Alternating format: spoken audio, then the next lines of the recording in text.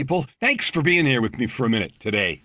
Today, I want to talk about you, about your amazingness. You know, you were born to lead. Now, what you choose to lead and how you choose to lead, that's up to you, right? It can be a playground game. It can be a large corporation. It can be your family. It can be a community group. It can be a political movement trying to get a certain zoning changed in your city. It can be anything you want, but the truth is you were born to lead. Now, the scope of your leadership, that's up to you, right? How developed you get with that leadership is up to you. The style of leadership that you use. Some people are noisy, you know, they go out and make a lot of noise. Other people are very quiet. You know, we heard the phrase lead by example because people obviously listen a lot more to what we do than what we say. That's so important today because there's so much lying and shading and crookedness and outright crap going on in the world. So if you're born to lead, an important question for us all to answer is, what do you want to lead? Well, let's start with yourself. Creating leadership for yourself is first, foremost, and critical, and actually is a prerequisite to being very effective in leading others. Now, one of the reasons this has been sort of bastardized over the last, I don't know, at least my whole lifetime, I was going to say 100 years, but my whole lifetime, is because people are given positions of authority. So in the military or in government or in a city or something, you're given a position of authority, and you know what it's like to be led by someone who's a jerk, right? A boss, a leader in town, a senator or a member of parliament. I mean, we live in Canada, so we have different names, but whatever the leaders, you know how it is to be led by a jerk, someone who doesn't have ethics, doesn't have good principles, or at least you can't agree with them. And it doesn't feel transparent or real. You can't trust what they say. So what that means is they were given a position of leadership and they have no self-leadership. They have no internal compass. They have no internal morals and guidance and North Star. Well, I'm assuming that's not you, because the people that I tend to speak to, that I tend to attract are these kind. And listen, see if you're one of them. The people that I tend to attract are people that have been through some amount of difficulty in their lives, maybe some staggering, mind-blowing, massive hardball from life, or many that have been thrown in your path. And they knocked you down, or they didn't, or they knocked you down 57 times, or whatever. But the key characteristic of people that I tend to talk to and attract is people that have had that happen and got up anyway, that said, I won't let that limit me or define me. We have all kinds of examples about that. We have Christopher Reeve, who had an accident and then, was in a position of not complaining and leadership until he passed. And we have all kinds of examples. And you know what we do with those? We follow them. We write books about them. We make movies about them. So I don't want to get that big to start with. You might be one of those. I don't know. But let's talk smaller. How is your self-leadership? Are you leading yourself? And if you're going to lead anything, you got to know where you're going. So the whole point of this self-leadership stuff is you got to have a credo, a constitution, a Magna Carta, some kind of a definition of who you are in the world. I mean, you don't have to, but if you don't, you're just cruising through the world. Well, I'm trying to be a good person. Well, that's as meaningless as anything because that's situational. So deciding who you are. Now, you and I both had the opportunity also, besides jerks, to be led by someone who was ethical. Maybe they were charismatic, but at least they were clear. You knew who they were and what they stood for. So, and I love following those people. I don't need to be the leader. I can follow somebody that's clear and has the mandate to be in charge and gives me clear stuff to do. I can do that. And I enjoy doing it, and I enjoy supporting them. And I've been in that role in different companies at different times in the career that I had. I wasn't in charge, maybe of a little thing, but somebody else was in charge of me, and I loved supporting them and making them look proud, look good, and so forth, because I could trust them. All right. So what does this have to do with this sign behind me, Dream, Build, Write It? The reason I said that people that tend to be attracted to my message and me are people that have been knocked down once or 100 times by things in life.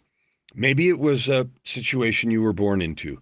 Maybe you had struggles during childhood. Maybe there was something serious like abuse, or maybe terrible illness, or, there's 1,000 things we could list here. Maybe as an adult, you've been betrayed by a business partner or a mate in a marriage.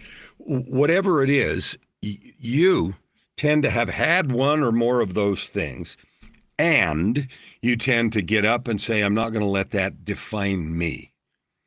I'm going to get past it. I'm going to grow from it. And people that I really attract are those that have maybe been ruined by those things, but have now chosen to be refined by those difficult circumstances. All right. So people that have had that experience, you know what? They, almost all of them, almost 100%, feel like they ought to write a book. They ought to write those experiences in a book, not to brag, not to say yay me, not as a memoir so people think you're cool, as a tool of service and love. Because when you or I get smashed down and then we overcome it, immediately, almost always, we have this yearning to help people, to do something with our learnings, to save others from suffering, to limit the suffering in the world, to save others from the mistakes that we've made or the path that we've walked. A book is the best way to do that. There's nothing like doing that. And I'll tell you why. Because a book is a monologue, and you have to carry the reader on a thread from beginning to end, and that takes a little work. But there's nothing like it. And here's why it's so much fun. Here's why it makes good money, and here's why it adds such value to the world. Because when someone meets you or me in a place of where you're successful, or you're at least, on the way, they wonder, how did you get here? Especially if they know something about your struggles. They say, how did you get past that? How did you deal with, overcome, whatever those words are? And then right behind that is the sometimes often unspoken thought, well, I could never do that. The best gift you and I have to offer the world is the answer to the question, how did you get here? Meaning beyond the struggle to the point of success. The best way, without any comparison, is to organize it and write it in a book. So I want to invite you. Down on the bottom, there's this dreambuildwriteit.com. Go there. Dreambuildwriteit.com. Go there. Twice a year, sometimes 3 times, but usually only twice, I offer a challenge. It's 5 days. This one is June 2 through 6, 1 hour a day. And I'm going to talk about your story, your opportunity to make money and make an impact with the story that you've had, that yearning that you've had to help people with the struggles you've overcome. If you've had that and you know exactly what I'm talking about, you know exactly what the yearning is, so go right now, dreambuildwriteit.com, and sign up. It doesn't cost anything, but it's going to be a week where I help you understand how to mine your life for that powerful story, how to turn it in to a framework you can use to serve, and we'll talk about how to publish that to the world. And there's lots of ways to serve, lots of ways to create business and make money while you serve. The most interesting thing is that story you and I that we've got, that's the best gift we have to offer the world. Not something we learn to do, not something over there. The best and most powerful gift we have is a story of your life, your resilience, your choices to become successful. Now, most people, 85% plus of people surveyed in North America answer yes to the question, do you think you should write a book? Less than 1% do, because they're afraid of it. They don't think anybody'd read it. It's too hard, a bunch of reasons. This is your wake-up call. This is your call to get it simplified. Publishing's easier than it's ever been. Reaching the masses to serve them's easier than it's ever been. So I'm just inviting you to join me. Dreambuildwriteit.com. www.dreambuildwriteit.com. Come join me and let's explore your possibility. It'll blow your mind. I've written 20 books. I'm writing number 21 right now, and later in the year I'm going to write number 22. So I have 2 books that come out this year.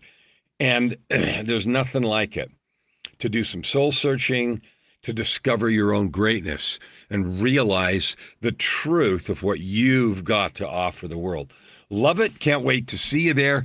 Come join me. Love to see you in the challenge. Register now. Don't put it off. I'm not asking for any money. Okay. I mean, there's a VIP and some things you can spend a little bit of money on, but the challenge itself is free. Go there. Go now.